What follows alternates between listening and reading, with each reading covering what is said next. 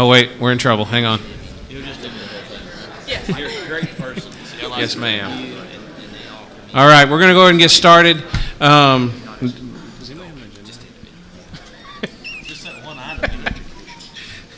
Look at that. All right, this is the joint meeting of the Cardiac Care, Emergency Medical Services, and Medical Directors Committees. And we really have one agenda item, and we have a good-sized crowd here to talk about it, so that's fantastic. The EMS committee had this item on our agenda in November, and we had a decent discussion about it.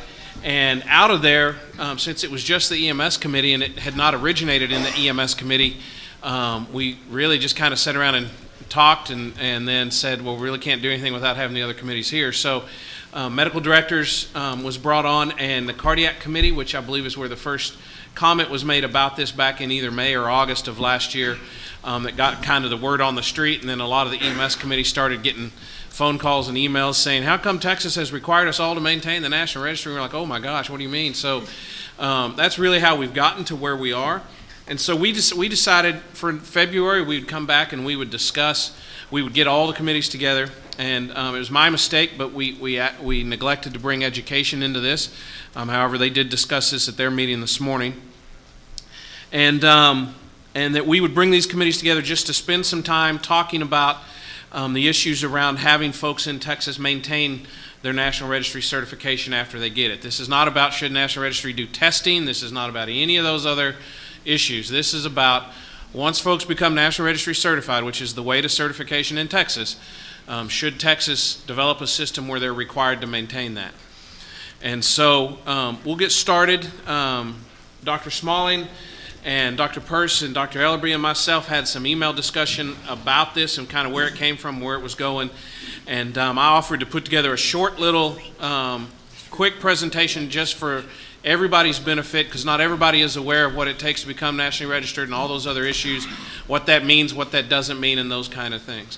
And so it's just real quick. It's just comparing Texas to National Registry. There's not a lot to it, and it's all about the recertification process, not about the initial certification process. So basically, for Texas certification, it's a 4-year certification.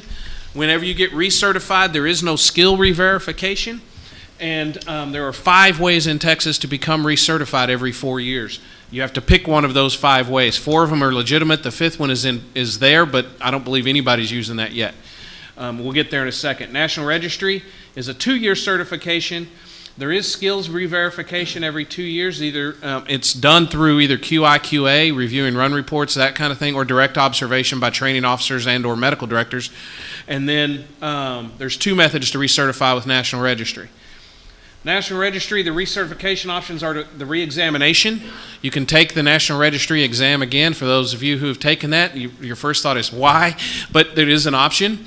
You have to have your CPR and ACLS current, and you have to have your field skills validated. For the National Registry recertification every 2 years, if you do not pass a National Registry test, according to their website, then you have to turn in all of your CE to get recertified. There is no option to take that test multiple times if you are recertifying with National Registry, your National Registry certification. The other one is refresher continuing education, or the CE option. It also has to include CPR and or ACLS depending upon your skill level. For the EMT, every 2 years they require 72 hours of CE. 24 of that is what I call prescribed. That's my word. They spell out 24 hours has to be in these content areas in this amount. 48 hours can be anything you want as long as it applies to your EMT certification. Paramedic is almost the opposite. 72 hours of CE every 2 years. 48 hours of that is prescribed. And a lot of us that keep our National Registry do that with the card courses. And 24 hours of that is miscellaneous hours that could be additional EMS-related topics. In Texas is a 4-year certification.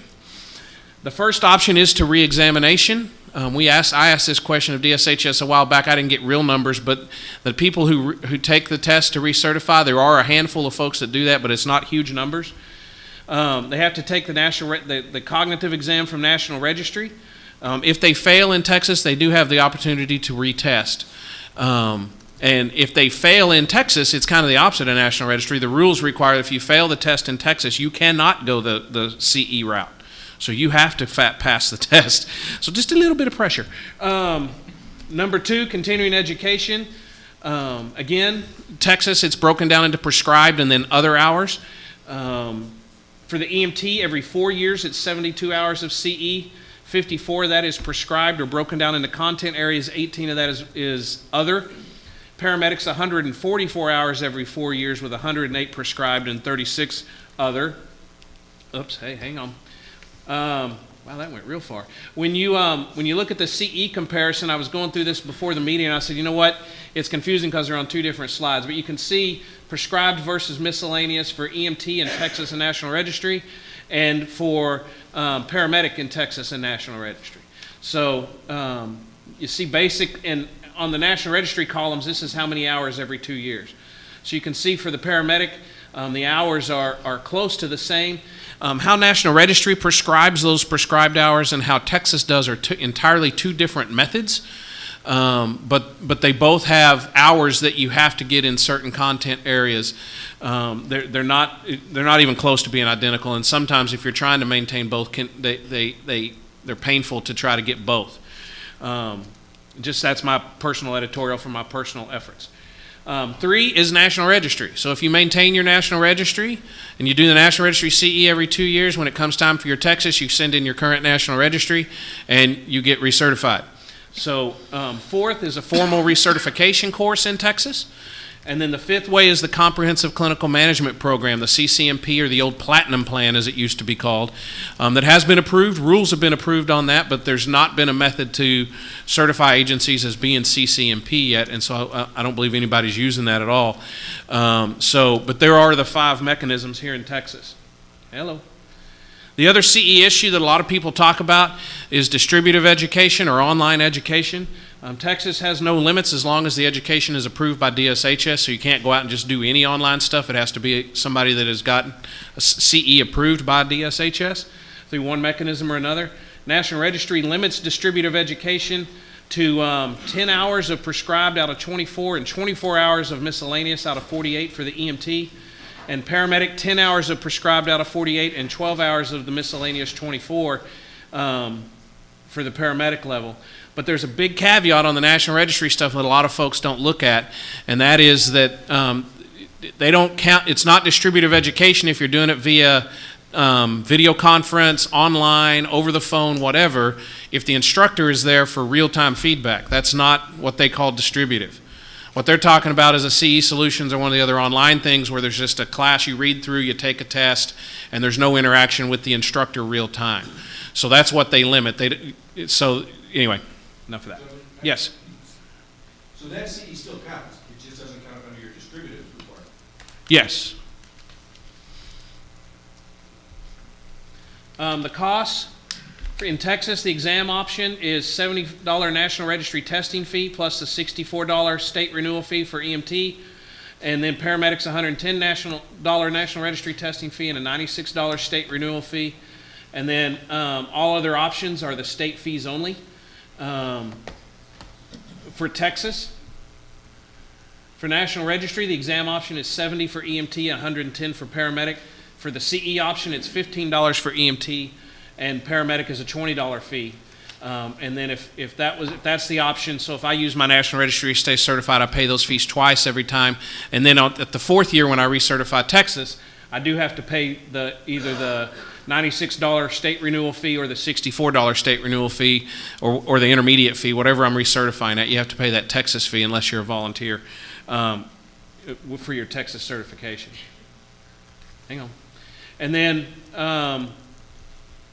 Texas certification has to be maintained because currently that's required by Texas law. And then I found this on the National Registry website when they're talking about certifications. And they say all certified EMS professionals must also possess state licensure unless they work exclusively on federal land or in the military in order to practice. And that was underneath the rationale section about how the National Registry works, is that they say you have successfully passed a national certifying exam, and then your state has to say you're eligible to practice in that state, and some states relegate that even down to the county level. So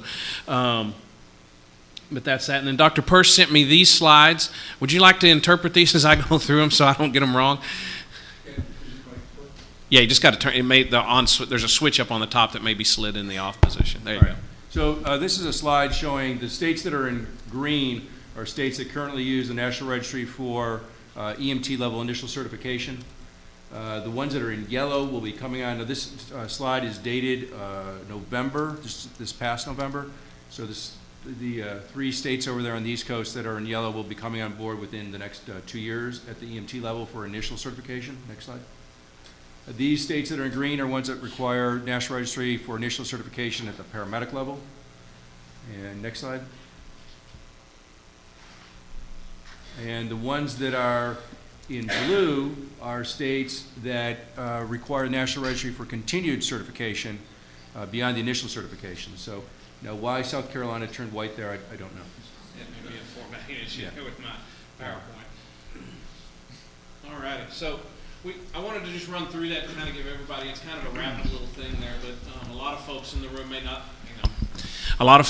may not, understand what it takes to recertify or understand the difference between National Registry and Texas and that kind of thing like that. So I'll open it up to the group here at the table and the other 2 chairs, and we can start talking about this, about, I guess, really the pros and cons of Texas looking at requiring folks to maintain their national registry. David, could you outline the thought process that came up that backed this recommendation? Sure. So first of all, let me say a couple of things. One is I'm on the executive committee for the National Registry, and so I think because of that, some people have said this was my idea and I'm the one pushing it, and that is not necessarily true. So for those of you who don't like this idea, please don't add any dislike for me that you had before because of this issue. Only dislike me at your previous level. So the thought is, and I'm going to be speaking. I'm going to be speaking a little bit wearing my National Registry hat. But again, I'm just trying to provide information and not. If it sounds like I'm over advocating, I apologize. I'm not really trying to. So the National Registry adds a couple of things. One is that is an organization, it's a not-for-profit organization that is solely dedicated to the evaluation of EMS professionals to ensure competence. And the National Registry, the entry-level exam at all the levels are scientifically validated and defensible in a court of law exams because of the size of the registry, the number of exams that they put out per year. They've got paid professional psychometricians and PhDs that are experts in testing and making sure that the test is fair. It assesses your competency for the content of the national standard curriculum, that there are no biases based on geography or other types of biases that could be brought into an exam. These folks are professional test developers. So that's, and I think that the registry has earned its stripes, and I think those maps show that the registry has pretty much earned its reputation as being good at initial certification. For continued competency and for continuing education and continued certification, that is a much more difficult issue for all of us. Ideally, we recognize that the entry-level EMT or paramedic has a level of knowledge and experience that makes them what I term to be minimally competent. But by the time that you're 2, 4, 6, 8 years into your career, you should have a different level of competence. And coming up with a way to ensure that people are getting continued education, enhancing education, and not just entry-level education again and again, but they're actually growing and developing as professionals, and that they maintain some level of competence is extremely difficult. And every professional organization that I know of, particularly in the medical field, is struggling with how do we assure to the public that those folks that we continue to certify or credential are in fact competent to provide the level of care that they're providing. This is extremely difficult. And I think historically, both as a physician and as an EMS professional, it has been my experience that it has been, read these chapters, watch this webinar, and it's all pretty much what I would consider still entry-level material. Take the test and you're good to go. And so one of the things that the registry is trying to develop as well as the American Board of Emergency Medicine, and I believe the American College of Cardiology and the American Board of Surgeons and the nursing boards, is how do we assure that our folks are getting education that is worthwhile and important, that they retain it, and that they can then practice based on that. So one of the things that, Dudley, I think you did a really good job of laying out the landscape as it is today. So some of the things that you don't know is that the registry is looking actually to change the CE requirements in the next few years based on work that they've been doing with other professional organizations looking at continued competency. And basically for the paramedic level, what it is anticipated is going to happen probably as soon as November of this year is that the board will probably, it's going to be presented to the board that the CE requirements that the paramedic will go from 72 hours down to 60 hours. 30 of those are going to be national core content requirements. 15 hours will be based on what your local EMS system's quality improvement system indicates is needed. So it will have a local flavor to it. And then 15% will be based on what you as an individual provider it is indicated that what you need based on a self-assessment. So there will be, the registry will offer free of charge an online self-assessment exam that a provider will go in and take. It is not pass-fail, and it doesn't cost anything.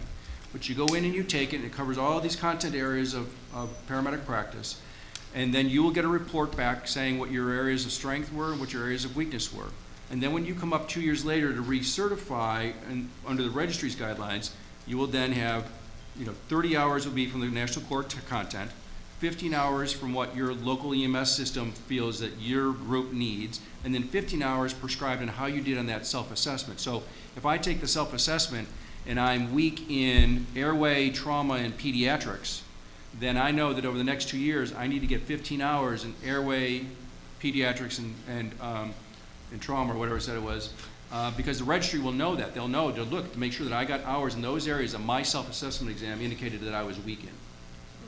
So this is this is part of what we're trying to, where the registry is trying to go, is to actually become a little bit more evidence-based, if you will, from an education standpoint, and tailor it not only to the local EMS provider agency, but also to the local provider, the practitioner themselves, him or herself. And so those are the sort of things that are coming out. So I think that when we look at what are the advantages of the way the registry is doing it over the way that Texas has been doing it, that's one thing that the registry can offer that, quite honestly, I think states would struggle with. And the reason the registry can do this is just because of the size of the number of certificates that we have that we work with, and that we've got the financial and professional resources to try and peel away the layers of this onion.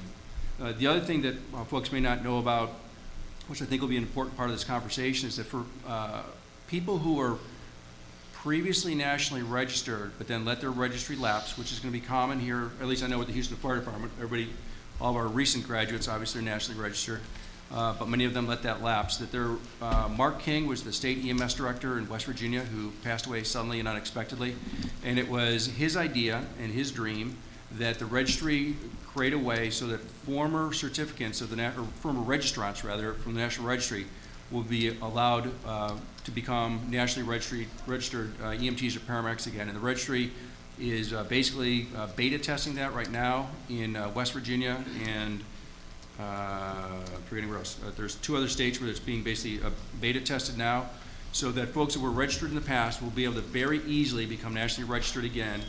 Basically a one-time offer where they could come in, but they could, so I think in Texas we got a lot of folks who, we probably still have a lot of people who became certified in Texas before the registry was a requirement.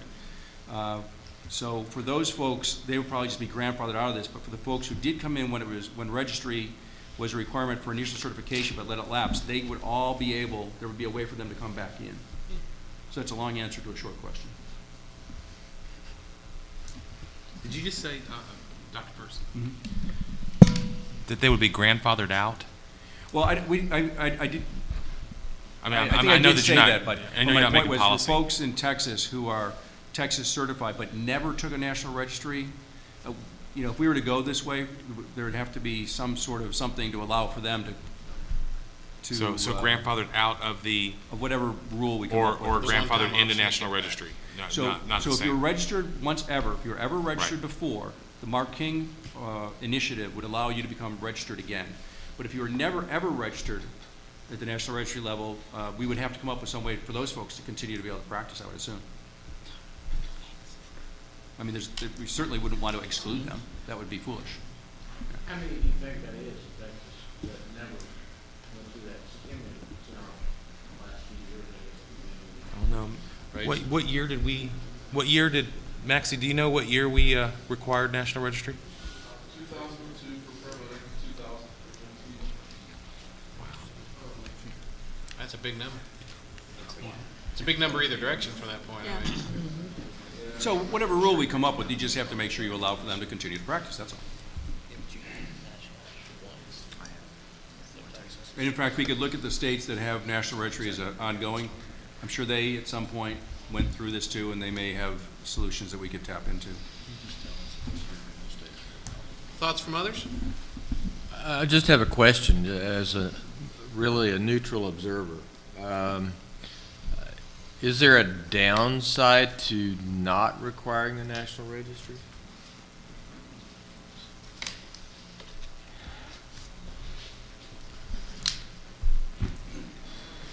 I wouldn't, Dudley, you're looking at me as if I have an answer. Well, you Once had some again, really this good was not upsides of going specifically that my way. idea. I'm not the one necessarily pushing it, okay? Here you go. As a person who's held National Registry for more than 30 years, and I've done it all these years not because of the state of Texas, but because I fly in many different states, and mine is a basic licensure, it's easier for me to get a license in other states if I have the National Registry. So the downside is that there is an upside to having National Registry if you were going to be working in other areas or other states. But I don't find in the 30 years I've been renewing mine that there is a downside to having the National Registry, nor do I work harder at it. All states that I use my National Registry for their education requirements, so it's not additional work. And a downside to not requiring it, that's a tough one. Full disclosure, I'm nationally registered, have been since 1993. Nobody told me to. I made extra money getting that actually in Florida, but long story. But and I've always maintained it just because I got out of A&M and I relocated to Florida. Then I came back to Texas. It helped me going. It didn't really help me going to Florida. It didn't really help me coming back to Texas. But there's that option to if the right offer came along, go do something else. I mean, there is a benefit to having it. I think there's a number of folks. What I think would be interesting to see the number of folks that are certified that maintain it. We in my agency, I'll speak my personal example. We encourage our folks to maintain National Registry at Schertz EMS. Most of our employees, 75%, probably got their certification through becoming nationally registered. And so we encourage them to maintain that. We offer additional CE above and beyond what they need for their Texas certification, which we provide all of that. And we offer additional CE, and we actually have our non-national registry people sit through that just so that our national registry people will have the hours they need every 2 years to recertify. And so we have gone down that path for no other reason than it keeps people's options open. And I'm a big believer that nobody knows what the future holds for them. And they may sit there and go, I'm never leaving Texas, and then all of a sudden find themselves on the, something changed and they're on their way out the state. So there's a lot of, it would be interesting to see how many folks maintain their national registry. I don't know if there's a way to compare national registry people in Texas that aren't military to national registry, to Texas state certified people. If that would even be a valid comparison of the two databases, I don't know, but that's a hard question to answer. Is there a downside to not requiring it? I think, and we were just chit-chatting, I don't remember clearly, one of the things that in the cardiac committee that came up was that with the National Registry at the EMT level, you have to maintain your CPR card and the paramedic level, both CPR and ACLS. And if we remember correctly from our conversation, that is not a requirement under the current Texas recertification rule. And so that was one of the things I think that in the cardiac committee got our attention, was we wanted to make sure, we were looking for a way to make sure that people had to stay up with the current, we were focusing mostly on ACLS and the changes in CPR. So that is the downside. So staying with the current textway at present, unless somebody wants to correct me, maintaining your CPR card and or your ACLS card, depending on level, is not a requirement, but the registry does require it. So Dudley, to answer your question in one particular way that I actually hadn't thought about because I had not heard what registry was talking about doing. And I'm also one of those people who got registry because I could. It got me up to New York, and then when I got back to the promised land here in Texas, I didn't need it anymore, so I let it lapse. And regretting that I did. What has always struck me about every renewal process is that it seems a bit random. And I'm not sure that the process itself really is tied to what we want, which is a continuing process. Dr. Peirce mentioned this, but it does seem to be a rehashing of the original content. And that's what we're doing in Texas, and honestly, I think it's what pretty much every state is doing. I'm actually encouraged to hear that registry is looking at this and trying to make their renewal process actually match what we want for renewal. So if they actually do that, it seems to me that a disadvantage to staying with the current process is we keep that randomness. It's not really focused at what we want for a renewal person. So the EMS committee, during this 157 review, we spent a lot of time looking at CE and recertification. And I don't want to speak for the committee, but I think we kind of had that same, there's a couple things that bothered us, and that is waiting till 2 weeks before your expiration to get 144 hours of CE. Which you could do spending, 24 hours on a computer, so that bothered us. And the other one was there's a lot of agencies, and probably most of the agencies represented in this room, that's why they're here, because this is the preaching to the choir moment, but a lot of agencies push to get that advanced education and to take it above the basic level and to continue to raise that bar. And so we see folks in other agencies, some of the things we were talking about with Commissioner Perkins about the less than legitimate folks in the state that are just doing what they need to do to get by, and is there a way through regulation in Texas? And so we suggested some rule changes about not necessarily the number of hours. We did change some of the number of hours, but we looked more at the breakdown, and then threw some language in there about, is there something we could do in Texas that would require a percentage of the CE to not be basic entry-level CE. And so one of the things the Education Committee said, and Jody, I don't know if Jody's here or not, he didn't immediately pop up, so he's probably waiting to hear what I say first before he does. But one of the things they brought up that I really liked their approach of isn't so much, they weren't really looking at should we require it or should we not. They were looking at how do we promote an atmosphere where those who want to maintain it can do that the easiest as possible. And I wonder if tying into that is, can we use right now we use the tool National Registry developed to certify our people. Can we use this other tool to help drive Texas recertification down that same path? Can we lease that tool like we have their test? First off, I want to start by saying that I actually like the idea that the registry is trying to become evidence-based in whether or not it's effective as far as recertification. So I'll preface it with that. To play devil's advocate, though, what's the advantage to the public in this? Is there any objective evidence that shows that a nationally registered paramedic that's experienced and recertified performs at a higher level than a Texas certified paramedic that's had the same experience? Excellent question. And the registry has a research committee that is trying to put together a way to answer that question, and they'll pay for it, but they need to keep an arm's length, otherwise it's going to look like they muddied the waters. So today I don't think that there is an answer to that question, but it's an important question. The registry recognizes that it is, and we're going to try and figure out a way to get an answer to it. And whatever the answer is, let's say the answer comes back and a registered paramedic or nationally registered paramedic does do better. So then they're gonna say, okay, well, why? And then and if it comes out that, no, there is no difference, then they're gonna, again, the question will be, well, why? Because we would like to think that they would be, so. Well, and the reason that I ask the question is that once we start down the road, I think that there's probably no turning back. And if the only change is that it makes it easier to go from state to state, which we want to keep those people here if they're good. I mean, that's my thought. And so I don't really necessarily want to encourage that. But if it's going to cost more in the long run, but there's really no benefit to the citizens, then I don't really see that there's a big advantage to rushing into this. I want to kick it back to David. Now I remember the discussion.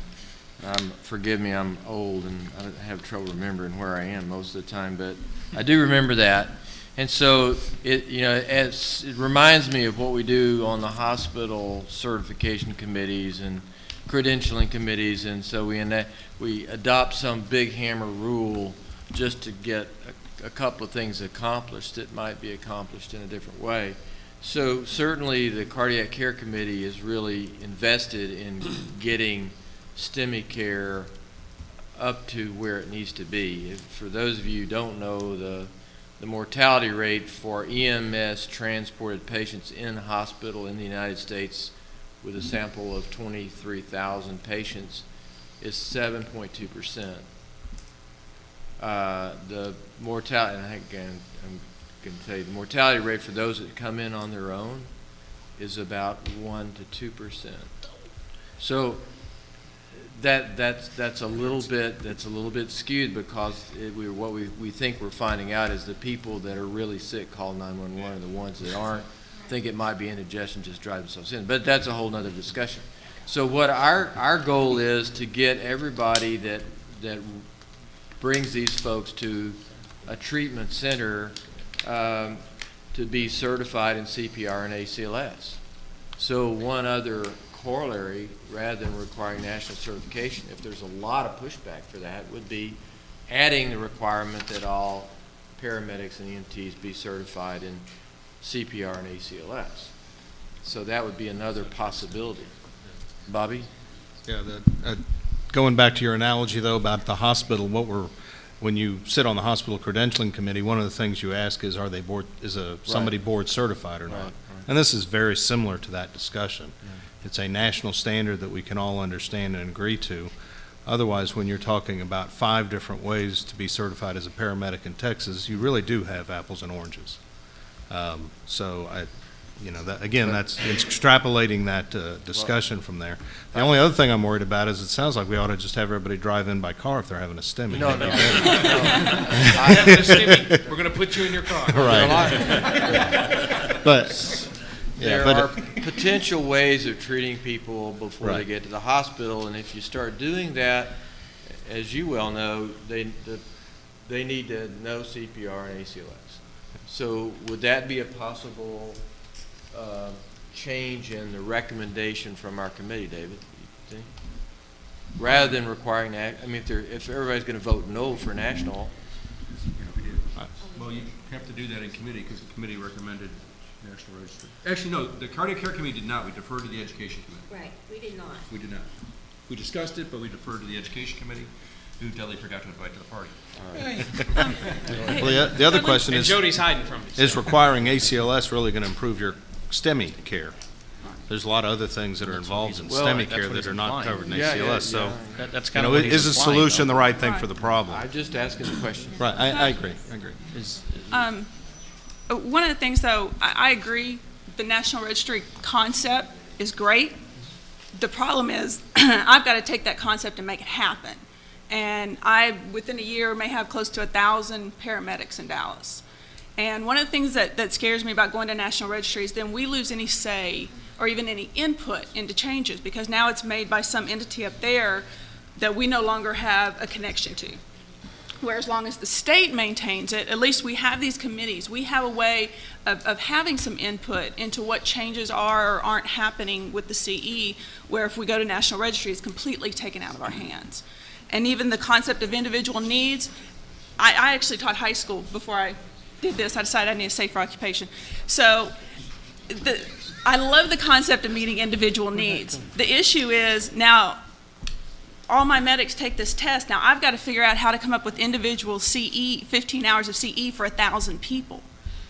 And, you know, I can barely come up with CE at the moment, much less now have to individualize it based on everybody's self-assessment. And I think that's where kind of the concept separates from the practicality of it. Because I agree it's a great concept. You know, I always think the individual needs best, but I'm just not sure it's as doable in that regards. And that's why actually when we met with the EMS committee, you know, we had wanted to try to back off and give more CE where somewhat to what National Registry is talking about, and that is giving some local, backing off the prescribed as much, giving more to where when we do QA and QI reports and we know certain things are coming up, or we have different research projects going on, or actually Dallas County area is involved in a huge STEMI project, that we can do CE on those and not have to worry about, oh, well, shoot, now we're not going to have enough in this category. So I think we have a way to kind of accomplish those, but I'd like to be able to keep it to where we still have a voice in it, to where once it goes there, now we're just at their discretion as to what they decide they want to do. So Texas already has several members on the board of directors at the registry, and we have openings coming on a regular basis. So that's one way you could maintain it. I will get your card after the meeting. I would also point out that, you know, you're talking about a small percentage of those hours that are based on the self-assessment. And I think just like 25%. those of us that are physicians around the room, you know, we're responsible to do these things on our own. Our hospital is not the one that puts on our educational offerings. And I think that the individual provider that wants to maintain his certification, i.e. his job, that's part of their responsibility, is to get the education where it's indicated. The only problem is that if my medic doesn't get recertified, then my agency is held responsible, not the medic. I mean, the medic doesn't get their ticket, granted, and hey, guess what? Enjoy that unemployment line, but I get dinged for that. I pay fines. I do those type of things if I allow them to work on the truck uncertified. Well, yeah, obviously if you allow them to work without a certification, yes. Don't do that. Right, but do you know? That's my advice there. Do you know how many of my medics would say, hey, Greg, I can get off the ambulance. All I have to do is not do my CE.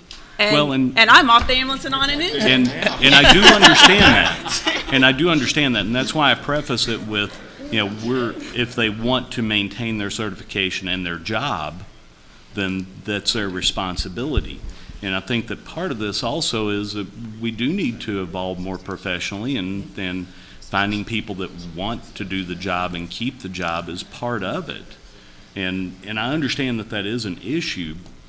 I'm lucky enough that my agency, that's all that we do. We don't have firefighters, we don't have police, we have EMS, and that's it. So they have a pretty high incentive to keep their certification. Yes. Okay, so I'm going to switch hats. I'm going to take it off my registry hat. I'm going to put on my HD hat. So now I'm kind of the same situation you are.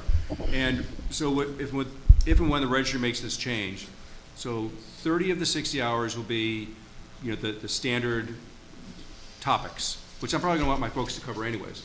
Now, if I want to have them, and if I'm controlling their CE, which is different from the individual provider, maybe in your situation where they're responsible for keeping up on their own. So they need to do pediatric. Well, I get to choose what pediatric I want to give them. Now, you know, so many hours of it are going to need to be pediatric, but I can either make it entry level, or I can make it pediatric advanced airways, or I can make it whatever I want to make it. So I've got local control there. I just have to keep it within the categories and the number of hours, minimum of that. Then I got another 15 hours where I can, you know, do it based on what my QA is. So my QA shows that, you know, we're not recognizing STEMIs. And so I'm going to give them all 15 hours on how to read a 12 lead or something like that. I mean, I get to determine that as the medical director.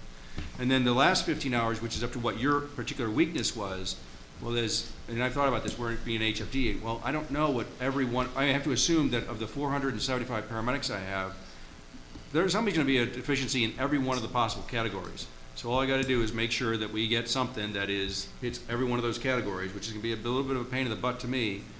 But they're still gonna do it, you know, probably online through my computer system, so I'll be able to, so I'm gonna know that Bobby, you know, now, what Bobby's areas of deficiency were from the registry standpoint is Bobby's business and Bobby's alone. So they're gonna tell Bobby that he was short on these 3 areas. They're not gonna tell me that. What they will tell me as the medical director is of all the people in my system, when they did their self-assessment, this is how many people that you had that were short here, this is how many people that you had that were weak there. So I'll get that feedback about all of my caregivers in aggregate, but I won't know about Bobby's. So when it comes to Bobby recertifying, I won't know what areas he was weak in until I get his CE documentation showing me that he had to do 5 hours of cardiac and 5 hours of airway and 5 hours of pediatrics. Dr.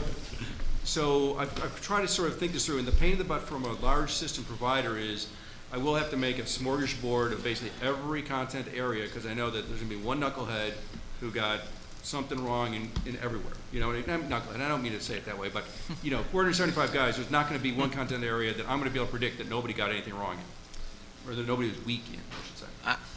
One question for you on that. It would be, because I don't know this, I'm truly wondering, we're talking about completely different processes if the identified weakness is pediatrics, as opposed to if the identified weakness is, I don't know, meningitis in a 2-day-old, not a 3-day-old, but a 2-day-old. In other words, how specific are they talking about? Because if it's just pediatrics, it seems like that's less of an issue than the 2-day-old. Yeah, it's gonna be in the broad content areas.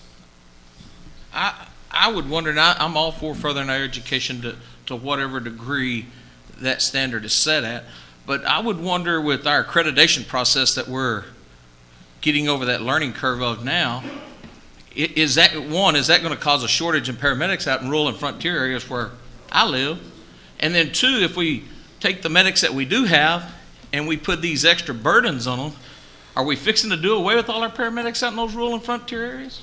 Well, my initial reaction to that is, remember, the registry's requirements are, I think they're the same as Texas now in total numbers, and they're going down. So I should think it would, if we went to the registry, it would actually make it easier for those guys. They require less hours of CE. They just need to. They just have to do it every 2 years instead of every 4 years. Yeah. And then there are some other requirements of maybe going to a class instead of getting them online or whatever that is. As it is, it doesn't matter to me one way or the other. I'm gonna, this is my profession. I'm gonna do whatever it takes to jump through them hurdles to make that happen. But I have some people that work for me, and I would think some other rural and frontier areas have some people that work for them, that when you start changing that kind of stuff up, we're not gaining paramedics by numbers.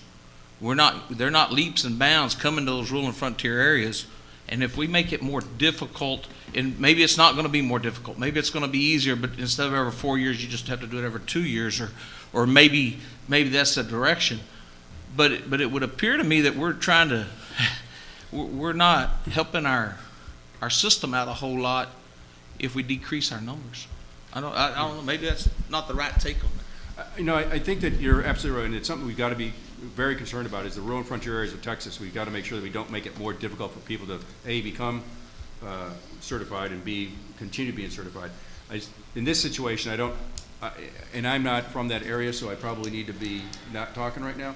I don't see that this makes it any more difficult. It might, and if so, somebody needs to enlighten me, but the number of CE hours would actually go down a little bit. It goes from a 4-year cycle to a 2-year cycle, but, you know, you still got to do it at some point. So, Well, I am from the rural area, just like Eddie is, and, you know, education's great, and we always want to be able to learn and do better things for our patient, but the question we ask is what we're doing correct for the patient?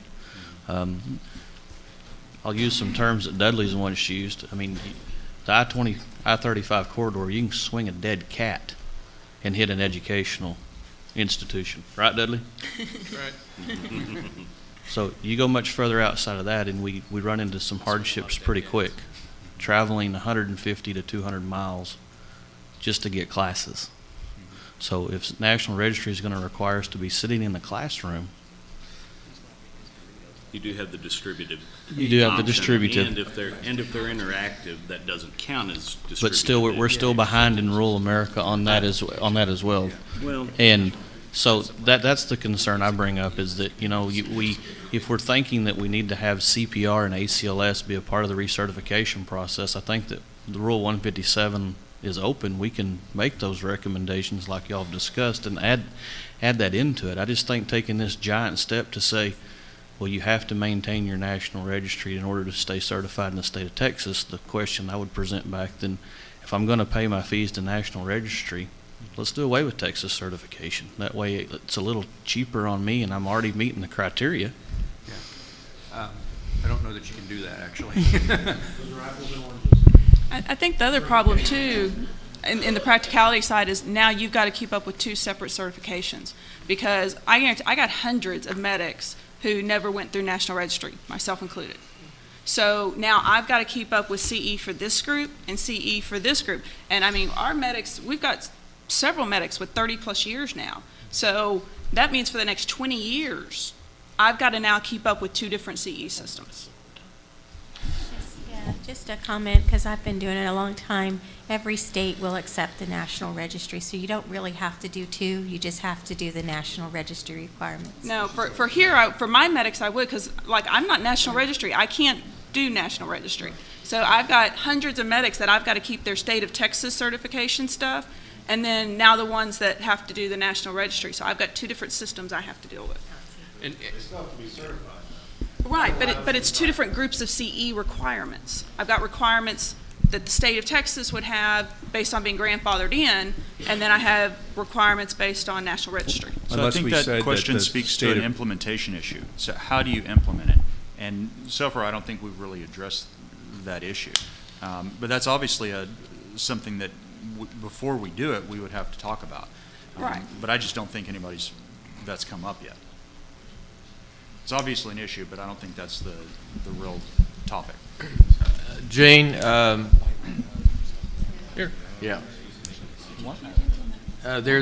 We brought up the possibility of changing the recommendation from adopting a national registry certification for everybody to requiring CPR and ACLS certification. Yes, sir. How would that work in the committee structure and the rules of where the recommendation comes from and goes to and all that stuff? Well, right now, we're just in the formative stage on revising the current rule. And what the committees have submitted to us are strictly suggestions. So it's going to come back to the group as a whole after that's drafted. You'll see a draft, and we can make the change at that time, or we could make it, we could put both in, and you can strike one. We've talked quite a bit where, for those of you that are sitting out there and seeing the iPad, the back of the iPad, on the front of it is a clock that is counting down with letters about 4 foot high, numbers. And so I think we need to open it up to public comment and get some folks from the audience up to share their thoughts and what they were thinking and their input and that kind of thing. So before we run out of time. So the floor is open for anybody that wants to. Wow, that was impressive. Yeah, and try to keep it brief, because the clock is like at a 13-minute level and heading south. So, Kevin Cunningham, Cedar Hill Fire Department. I guess a couple of quick issues here. For a department our size, 4 stations, approximately 77 personnel, rapid growth. So the last 4 or 5 years, we've hired probably additional 30, 40 personnel. Those folks have all gone to paramedic school, and they've maintained their national registry. Now, why have I maintained that national registry for them? Out of fear of this day happening right here. You know, this has gone about for years. Is it easy? Most definitely it's not. Preference, it would be for us to concentrate on what the state standards are and leave it at that. In regards to, and no disrespect to you, ma'am, I could care less what my employees have that gets them a job in another state. I am more worried about them doing a good job for the city and for the citizens that pay our salary. So, I mean, those are the big things. The other things to look at, I think you have to, is what are the other professions? What does the nurses have to meet a national guideline? Does the respiratory therapist have to meet a national guideline? where is all of that at? I mean, if we're going to start looking at these national guidelines, what other healthcare entities or professions within the state have to meet a national guideline? Thanks. I actually just came from the Osteopathic Board of Emergency Medicine. I'm on their board of directors. We have to recertify every 10 years, and it's actually become a continuous certification. So, yes, at least in our profession, we are required to maintain certification. That's outside of our licensure. And I think that's probably important from the medical director's viewpoint is, you know, as paramedics, you're out there practicing medicine. The idea that you should maybe maintain some board certification type standard doesn't sit uncomfortably with us. You know, I mean, we've talked for years about wanting to be more respected in the community, in the medical profession as a whole, and what's being presented here is the idea of coming up with and maintaining basically some sort of a board certification experience. Now, admittedly, the disclaimer, my ECA was pre-National Registry, so I don't have to recert. But, you know, it's not foreign concept to those of us who've been physicians. Jeffrey Mincy, Coryell County. A few comments. One is the number one goal is improve patient care. And we all agree that the best way to improve patient care is to identify our weaknesses and fix our weaknesses. And the more guidelines we put on what specific hours and what cards we have to put in our pockets, the harder you will make it for us to be able to actually do QA, QI, and identify our weaknesses and address those. I heard someone say we have to have ACLS because we have STEMI problems in the well, number one, ACLS doesn't teach STEMIs. Number two, coming from an agency that right now is 40 miles away from the closest STEMI center and has 100% under 90-minute EMS in your door to balloon time, we do not do ACLS because we've identified courses that are better for a paramedic. And we're creating stuff that's actually making our paramedics better. Everything I'm hearing about making National Registry mandatory or making ACLS mandatory is taking away the minute number of hours that I have to make my paramedics better at what they do. Thank you.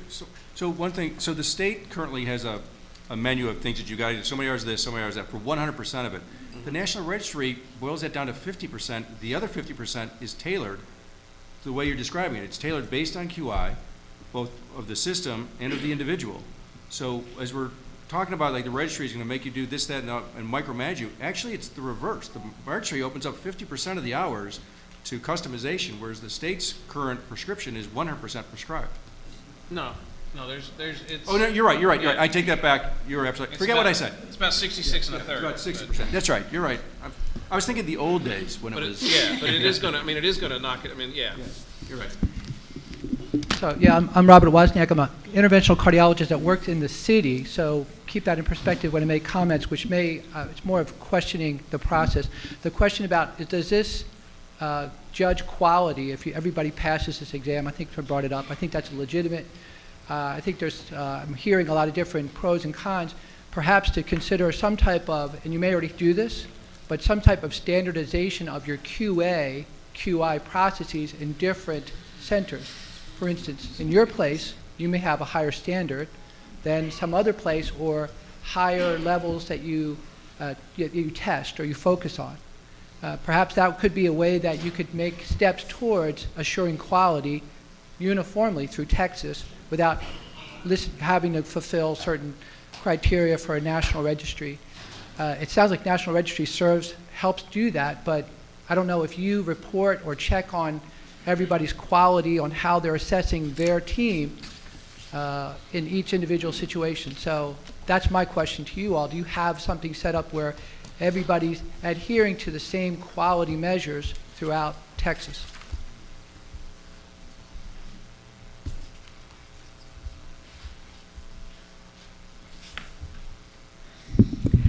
Hi, I'm Shirley Schultz from AeroCare in Lubbock, Texas, also the chair of the Air Medical Committee. And I just want to encourage you to continue to consider the grandfathering in of the paramedics that have never been nationally registered.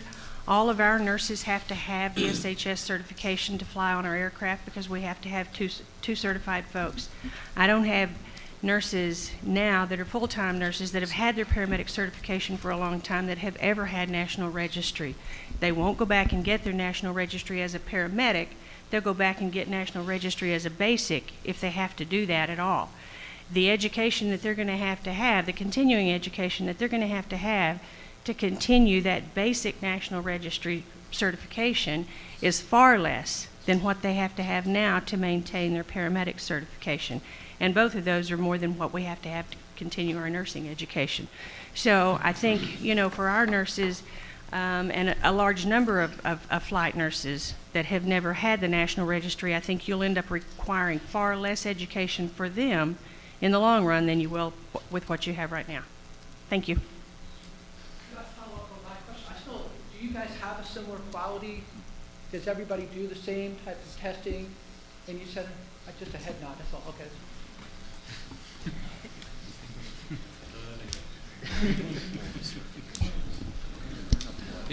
Anybody else out there while we're repositioning microphones? Just real quick, I think we need to be careful here. We're not comparing apples to oranges. There's been some discussion about comparing board certification with, it's not the same thing. The paramedic certification and the CERs we're requiring and how we're treated out there as far as our knowledge and our abilities, and the board certification for a physician are two different things. We can't compare them the same way, and I want to make sure that. And the other thing I want to bring up is that the card courses, yeah, I'm going to leave that one alone. No. I don't know who's in the room. I'll do it, Brian. Alicia Myron. I'm a paramedic in Texas, and my personal opinions. So card courses do change. Those of us who have been medics for a long time can tell you that if they've maintained a card course for a long amount of time, that the content that's delivered in those courses has changed over time. And the delivery method has become very PC, and a lot of people do receive card classes now that maybe 10 years ago they would not have received. I think it's important that people get the content. I actually know of services that have stopped requiring certain card courses because they believe that the content isn't to the level of that enhanced education that they want. And they've actually stopped requiring them at the paramedic level. And what they do is they teach, this is the content put out by this national organization, and here is the stuff, the anatomy and physiology, everything else above and beyond that you need to know as well. So they're still teaching and ensuring the content, but they're not requiring the card because the card is more money and all those other things, and they have a quality system in place to ensure that the information is getting out there. And so if we approach it that we want to have the information out there, the cardiac information, goodness, I want the pediatric information, the geriatric information, but there's a card course for every one of those out there. You know, and that can become a big Pandora's box if you open it. So maybe some prescriptive wording about core content areas. And I know we don't want to be so prescriptive that it's hard to get it. I did have my National Registry at one point in time. I allowed it to lapse. I get somewhere in the realm of between 80 and 100 CE hours a year. And I actually didn't have enough CEs to renew my National Registry because I did not carry a card course, and I lacked 2 hours in like allergic reactions. I mean, I was appalled that I couldn't renew my National Registry without going to more classes. But so very prescriptive can be difficult for people, even if they have a ton of CE. And I think we need to go back to make sure that we are asking people to deliver the content and not using a blanket card as a fix-all that will teach the content we want them to have. It's my 2 cents. Yeah, we do. Just a couple more. We're down to about 2 or 3 minutes left. So, my name is Brandon Driscoll. I'm also a paramedic in Texas, and this will actually go really quickly. I think you guys said pretty much what needed to be said here today, which was, have we established that National Registry paramedics are better qualified than state paramedics? And basically, I would say until you know that definitively, I wouldn't want you to pass on and make the medics incur basically the extra cost that is associated with maintaining both of those certifications that I see that was up there.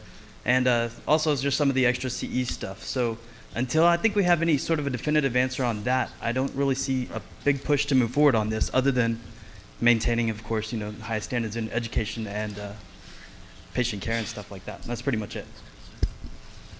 Okay.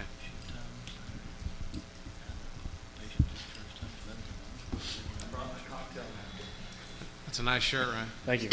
Ryan Matthews, Transtar in Wichita Falls. I too am a GTAC member. I think I don't want to rehash everything everyone said, but I did. It was on my cocktail napkin. That's why I brought it up here. I think it's unfair for us to continue to try to make completely analogous assumptions with EMS in medicine or EMS in nursing. Because we are a delegated practice, whereas we're not necessarily standing alone. I think that every one of us would get rung up if we acted outside of our medical directors. Those of us who know who our medical director is. All right? Is this thing on? No. Outside of our medical director's purview and protocol. So it's kind of difficult because it's funny to hear somebody say we practice medicine, because that used to be like, if you even said the word practice, or no, no, you don't practice medicine. You practice medicine under my delegated practice and under my protocol. So keeping that in mind, these graphs bring to mind delegated practice in the state of Texas. We're delegated practice. Some of these states aren't. Nevada definitely is not. It's prescribed practice. So the model that I feel like that maybe the National Registry may be leaning towards is good for a couple of reasons. One, it is a systematic approach to CE, whereas right now it is kind of rush shot on whatever it is. And any sort of fundamental courses, whether they're specified as ACLS, which is a brand, that's like saying Coca-Cola, sorry internet, instead of soda, some sort of an advanced cardiac life support type course, or a ongoing continuing education related to cardiopulmonary resuscitation and the morphing of that school of thought is a good thing. So what we're trying to do is we're trying to raise the bar of the minimums. But when you steer the entire process to one agency, one organization, and we take away that control, we're going away from the practice of delegated practice with our continuing education. Our continuing education, I understand that there was those 15 hours that or up to even half, 30 hours of it, self-study and all that. If those mechanisms are quality and relevant, then let's incorporate those in the Texas scheme. If we feel like that we need some sort of relative, and I call them endorsement courses, card courses, that make sense, then let's put those in rule. Let's figure out a way to do that. But I don't necessarily think that we need to steer complete control and conversation over things like, right now what hasn't been discussed is who's allowed to provide the CE and who verifies that that person is allowed to provide that CE. We control that in Texas right now. We don't control that with an outside force. Okay? I know that we have people on the board, and I appreciate that, but still, we lose control. So on one hand, we have a Texas physician who's licensed in the state of Texas, delegating his or her practice, and then we have an outside force mandating CE. Those two things don't really line up at this point. So, and the last thing I would say is, I'll reiterate that, just like the gentleman said before me, because it was on my cocktail napkin, so far it's anecdotal evidence. I kind of said that before in some other things when we were steering away from Texas controlled initiatives, and I'll say it again. We really need some evidence. I don't go against the fact that we can keep National Registry as one of the things. If we want to reduce the number down to 2 or 3 tracks, with one of those being National Registry, great. But putting our singular track in a National Registry renewal will create a firestorm. We are out of time, Leon. I saw you walking up. How short are you? We got to cut it, Leon. We got to cut it off. I'm sorry. The cardiac committee really has to go. We've already cut into the time. So sorry. So I just say one thing is that we have a program in place. Instead of talking about National Registry and registry that we have a program in place. What makes, in my eyes, what makes great paramedics is a great QA/QI program. We talked about that a little earlier. We have a CCMP program in place, but nobody's in it. I think that's where we need to be looking instead of wasting all of our time talking about what's National Registry going to do for us. All right.